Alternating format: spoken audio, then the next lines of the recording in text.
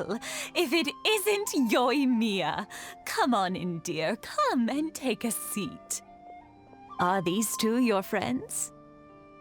Yes, they're travelers from afar. Outsiders have a very difficult time getting into Inazuma nowadays. Indeed, these are unprecedented times. But seeing as they came all this way, we locals should give them a warm welcome. Oh, before I forget, I brought the fireworks that you ordered. Oh, thank you, dear. Your family is so good to us every year. First your father, and now you. I wonder if I'll still be around to see the next hair of Naganahara fireworks. Of course you will. You're both in great health. Don't say things like that. It's bad luck. We aren't as young as we once were, though. The body knows it. It used to be that I could spend all day working the land, carrying water back and forth.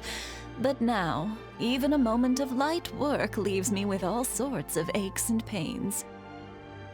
I wanted to do some weeding yesterday, but as soon as I bent down to get started, I suddenly felt that if I went any further, I wouldn't be able to get back up again. No worries. Say no more. We'll handle it. No, no, no. We can't be putting you to work when you're a guest in our home. I'll just go fetch the tea and some snacks, and then we'll continue our conversation. It's fine. It's not like it's the first time I've helped you with chores. I just haven't had much time recently with the fireworks show coming up. But once that's out of the way, I'll be sure to come by more often. It's no trouble, really. We don't mind helping. Oh, you're such good kids. As for mine, he's all grown up now. Hasn't found anyone yet. And he doesn't visit very often. If you're quite sure it's no trouble, then I have some pickled radish here. Would you mind delivering it to Satoru on the other side of the village? Sure, it won't take us a moment. The old folks aren't very mobile, so come on, let's help them out. We'll get rid of the weeds first and then deliver the pickled radish.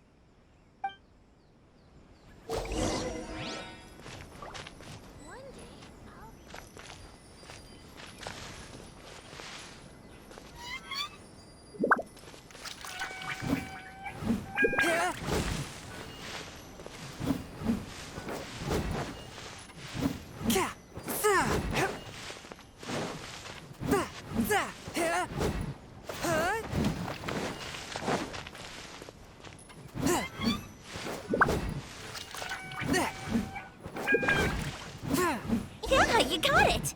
And that should just about do it. Satoru is on the other side of the village. Let's go see him now.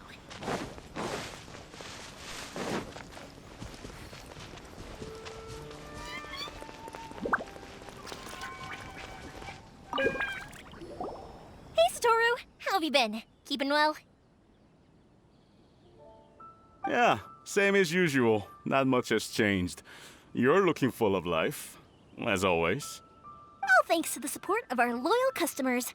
The family business just keeps getting better and better. We sold some fireworks to Liyue a while back, and word is they were a real hit. So it looks like we'll be getting more business from over there in the future. That must mean a lot more work for you, though. Are you sure you and Mr. Ryunosuke can manage? If it gets too much, don't forget, you can always ask me for help, We should be fine. I think we can cope. Oh, yeah. This is some pickled radish from Mrs. Imatani. Oh, wow, thank you so much. I never used to be a fan of pickled radish, would you believe? But then I tried some of Mrs. Imatani's homemade stuff and I couldn't get enough of it. It's a family staple now. Speaking of your family, how's everyone doing? They're doing well. We have the occasional heated argument, but I guess that's every family ever. Being close to family is better than never getting to see them, even if it does mean putting up with some conflict. Now, Mr. and Mrs. Imatani seem to have a great relationship. But still, they must get lonely with their child never visiting. Huh, they didn't seem that way to me. I think they're just used to it. You make a good point, though. I should drop by more often in the future. That way, they won't get so bored. Oh, I'm sure they'd love that. As would all of us in Konda Village. You're always welcome here. Thank you!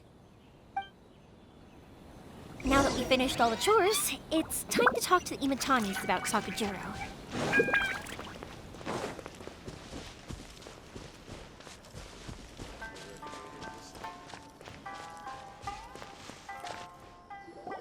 That was quick. Ah, young people are so handy. Younger people have bundles of energy, and older people have a wealth of wisdom. Each have their strengths. Speaking of youth, do you know what? It's been 50 years this year. Oh, so it has. Goodness, how the time flies. You barely notice as the years go by, but then suddenly 50 years have passed.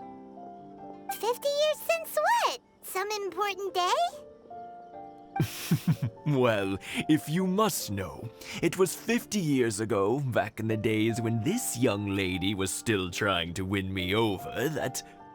Oh, stop trying to impress them. We both know you were the one who was hopelessly smitten and desperately trying to win my affection. Well, maybe you're right. 50 years ago, I proposed to my wife at the Naganahara fireworks show. We've been together ever since. To tell the truth, I was still a little uncertain. I wasn't sure what I was doing when I walked into the Naganahara's shop and ordered my firework. Even as it was rising up into the sky, I still had no clue what I was going to say. But then it exploded, the sky lit up. I looked back at her and saw her eyes twinkling in the light of the fireworks. Before I knew what was happening, apparently, I'd already said it. And, well, she'd said yes. 50 years. In some ways, it's a long time. In others, it's no time at all. Really, it's just a number. But 50 years of being together, now that is something worth commemorating. I had no idea it was your 50th anniversary. If I'd known, I would have made some extra fancy fireworks just for you. Oh, no, it's quite all right. We always set off the same firework every year. It wouldn't be the same without it. Seeing that firework go off takes us right back to those days. Even at this age, we still look back with not a single regret. Ah, what a great relationship they have. Enough about us, though. Yoimiya, aren't you busy with the fireworks show coming up? Was there something you needed to discuss? Yeah, it's a difficult thing to talk about, but here goes. Sakujiro. So he came back. Huh? You know him? He was our boys' best friend when they were young. They were inseparable. They grew up together, shared everything with each other, and went everywhere together. But one day, they had a terrible argument. Sakujiro seemed to feel that Inazuma was too peaceful, and wanted to see what the outside world was like. But our Keisuke took after his father and mother. He felt that there was nothing wrong at all with being peaceful. You know what children are like. They get terribly worked up about these sorts of things. In the end, Sakujiro stormed off, and that was that. I see. Keisuke said nothing to me or my wife about the fight. We could sense that he was very hurt by it, but he didn't want to talk with us about how he was really feeling. Eventually, whether out of pent-up anger or for some other reason, he joined the Tenryo Commission. He rarely comes home anymore. If it was anything else, I could talk to Keisuke, and I'm sure he'd be willing to help. But since it's Sakujiro, I don't feel there's any way we can get involved. What a strange coincidence. Who'd have thought? I understand now. When I asked Sakujiro why he came back, he just said because of past mistakes and wasn't willing to elaborate. Now I finally understand why he can't decide what to do. Two best buddies in childhood. One grows up to join the Tenryou Commission, the other grows up to join the Tenryou Commission's most wanted list. Well, no worries. If that's the case, then never mind. We can find some other way to help Sakujiro. There's no need to make things difficult for you. This sounds like something for Sakujiro and Keisuke to resolve between themselves.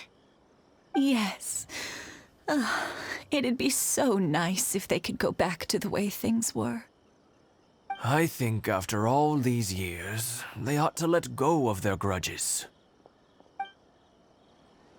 Well, can't say we didn't try.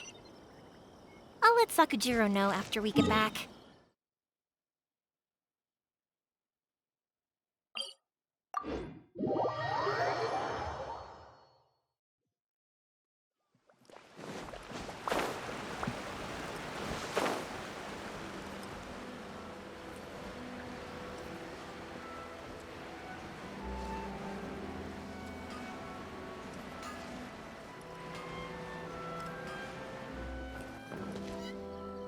Yoimiya, something bad's happened.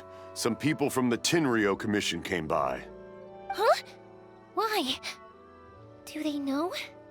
Pops, are you alright? They didn't do anything to you, did they? I told them the show was starting soon and the place was filled with fireworks, so they shouldn't go in because it's a fire hazard. But they didn't listen. It seemed like they knew Sakujiro was inside.